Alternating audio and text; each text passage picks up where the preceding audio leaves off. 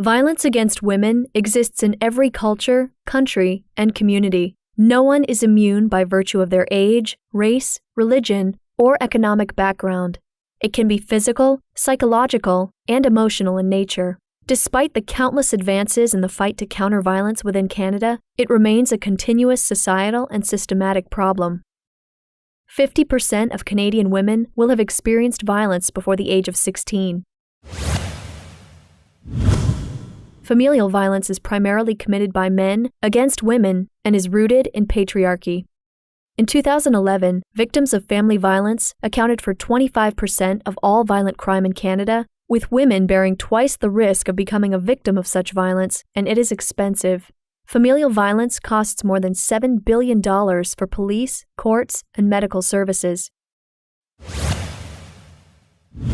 Internationally, each year 2 million women are at risk of undergoing female genital cutting or mutilation, also known as FGC or FGM. It is estimated that 135 million girls and women around the world have undergone FGC or FGM. There are no health benefits to the procedure, and some of the devastating effects include shock, anxiety, hemorrhaging, tetanus, urinary tract infections, and death. While it is illegal in Canada, women and girls are at risk of being sent to other countries to undergo the procedure. Forced marriage is one in which someone other than the people getting married makes the decision about who is to marry whom. There is an estimated 14 million girls worldwide that are married against their will. Research from the South Asian Legal Clinic of Ontario found 219 cases within Ontario in 1 year. Women made up 92% of the cases, and the majority of people forced into marriage were between the ages of 19 and 24.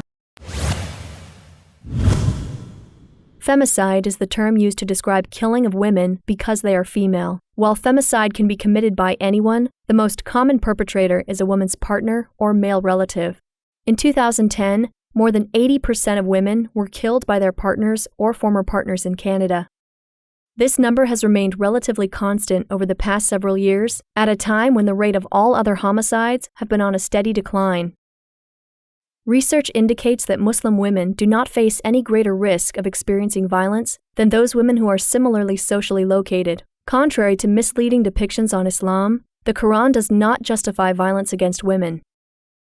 Muslim women face unique barriers when it comes to leaving abusive situations, such as linguistic barriers, absence of culturally sensitive services, a lack of knowledge over legal rights, fear of being isolated from one's community, and concerns over pending immigration or refugee status. Providing culturally competent services for Muslim families is an important step in preventing and eliminating violence against women. For more information, please visit the Canadian Council of Muslim Women's website at www.ccmw.com.